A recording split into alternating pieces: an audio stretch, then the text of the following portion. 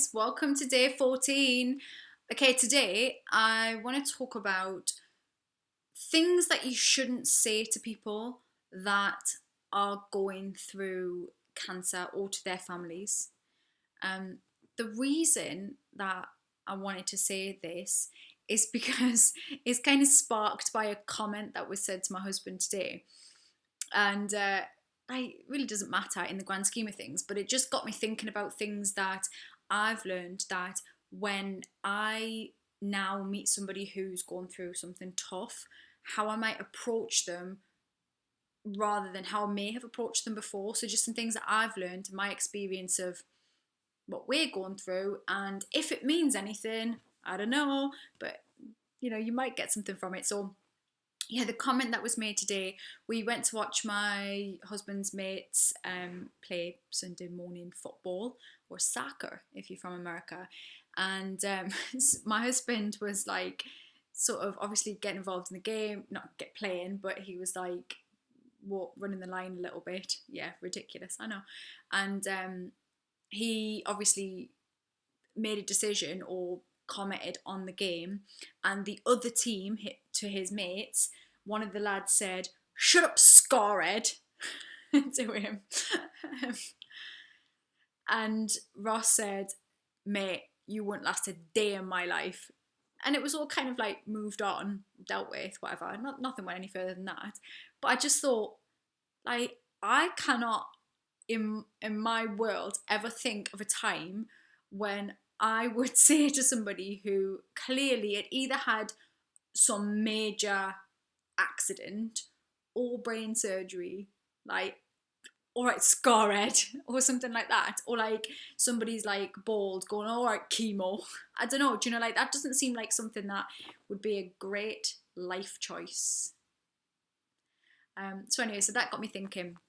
So apart from that arsehole of a human being, people say things and they really mean it. That was obviously with intent, but people often say things and they genuinely don't mean anything by it. So when I say this, please don't be like, oh my God, I've said that before, because you don't mean it. I know you've never ever said that to me intentionally or anything, but when you've got somebody going through big stuff like illness, all you want to hear is positive stuff, because you want hope, because hope is the thing that keeps you going. Just that hope, even in the darkest of times, and even with, all kinds of awful statistics, you still just want to have that hope that your person will be the one that breaks the mold. Your person will be the one that goes against the odds.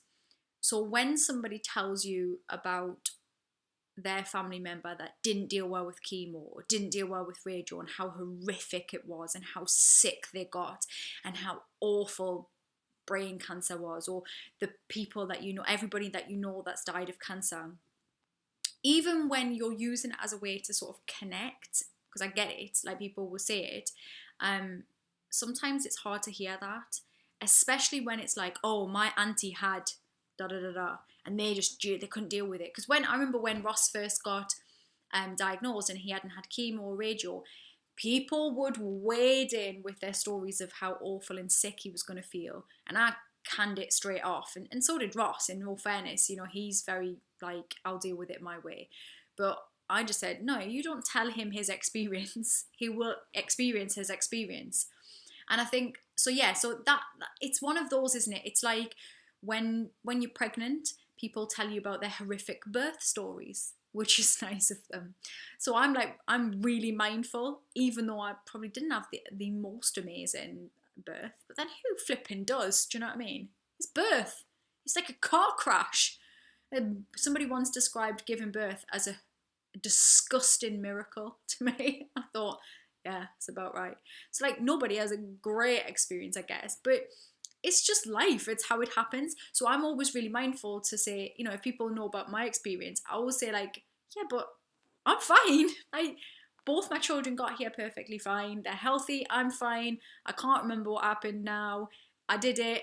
A million, more than that. People have done this for generations. You got that shit down. So when women are pregnant, and they're obviously worried, because you will worry when you've not had a baby before about the labour, because you hear horror stories. So in the same breath, it's the same thing for illness. And when somebody's going through it, just lay off like telling them about everybody that you know that's died of cancer, even if it's a way to connect.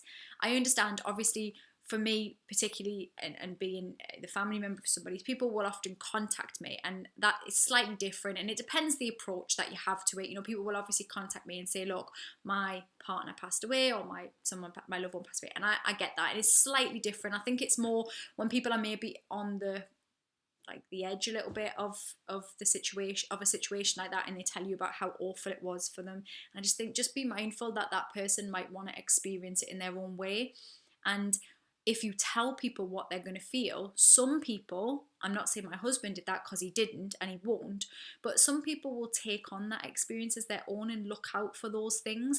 So if you tell somebody that you're going to feel sick, they're like, oh, I'm going to feel sick. Do I feel sick? I probably feel sick. And then they get that. So like, you can almost bring on some of the stuff. So just don't do that. Yeah. You know, and just be straight with people. I think, like, I don't know, there's ways now that I think I would deal with it if people told me that their person was ill. I think I would just say, okay, so what we're dealing with, and and how are you, and what is, and some people are really great with all that side of things, but I just kind of just lay off the negative stuff. All people want to hear is positive stories. So even if yours is not, maybe just give them hope, allow them hope is what I'm saying. And don't call somebody who's just had brain cancer about 11 days ago scared. And if you're the person that did that, you're a cock. And even though Ross didn't give a shit, and it's quite funny, what the hell, you absolute loon. So that's it really. Today's been really good. Like I say, a positive day. We've been watching friends play football, and I've eaten out twice, which is really quite flattening. But yeah.